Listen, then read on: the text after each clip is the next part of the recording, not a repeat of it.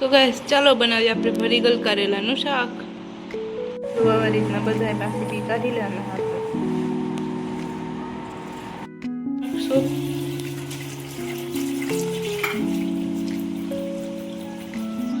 તો ગાઈસ મસ્ત જો વોશ થઈ ગયા છે. જો ગરમ પાણી મૂકી દીધું છે ને હવે એમાં આપણે નાખશું મીઠું. તો ગાઈસ હવે આપણે એમાં નાખી દઈશું કારેલા.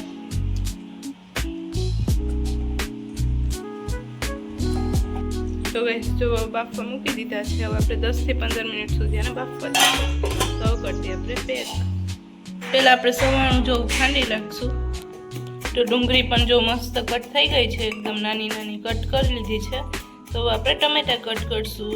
આવા રીતનો ભૂકો કરવાનો છે. જો હવે આપણે ખાંડી નાખશું લસણ ને. અહીંયા જો મસ્ત કારેલા પણ બફાઈ ગયા છે આપણે. તો ગાઈસ જો આપણે લસણ ને ડુંગળી બંનેને ખાંડી નાખશું ને ટમેટું પણ. ગાઈસ અહીંયા મસાલો પણ બધા લઈ લીધા છે. અહીં કારેલા પણ બફાઈ ગયા છે. અહીં ટમેટા કટિંગ કરવાનું બાકી છે ને ડુંગળી કટ થઈ ગઈ છે ને સવાણું પણ ખંડાઈ ગયું છે. ને અત્યારે જો આપણે જે કારેલાની અંદર મસાલો ભરીએ એ તૈયાર થાય છે મસાલો બધો. તો આમાં આપણે ડુંગળી, ટમેટું અને લસણ બંને નાખ્યું હોય ને થોડાક ધાણા પણ નાખી દઈશું. પછી એને સરખે આપણે ખાંડી નાખશું. તો ગાઈસ જો મસાલો આપણે આમાં નાખી દઈશું.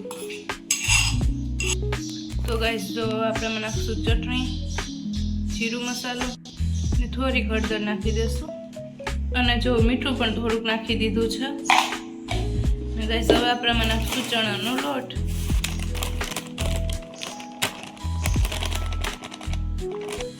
ગાઈસ પાણી આપણે આમાં બિલકુલ નહીં નાખીએ અને જો આપણે આને સરખાઈ મિક્સ કરી દઈશું.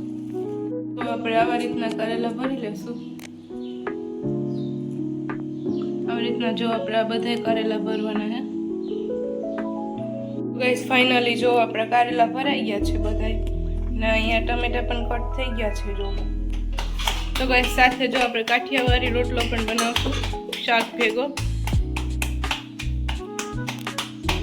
અહીંયા જો મસ્ત કારેલા આપણે તળી લીધા છે ને અહીંયા વઘાર પણ થઈ ગયો છે. લસણનો કર્યો તો આપણે વઘાર. તો ગાઈસ જો આપણે આને સરખાઈ મિક્સ કરવાનું છે.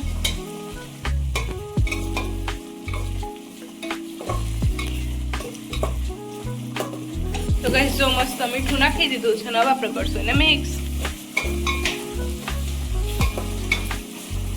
તો ગાઈસ હવે આપણે નાખી દઈશું મસાલા એમાં. તો જો હળદર નાખી, જીરું મસાલો ને હવે નાખી દીધી ચટણી આપણે. તો ગાઈસ હવે આપણે આને કરી દઈશું સરખાઈ મિક્સ.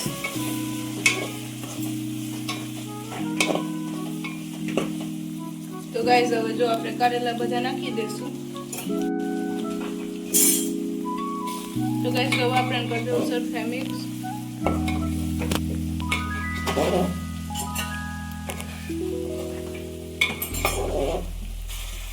ગાઈસ ફાઇનલી જો આપણે પાણી નાખી દીધું છે ને હવે આપણે આને 10 થી 15 મિનિટ સુધી પાકવા દઈશું. તો ગાઈસ ફાઇનલી જો આપણું શાક તૈયાર છે. તમને વિડીયો કેવો લાગ્યો કોમેન્ટ કરીને જરૂર જણાવજો. Bye bye.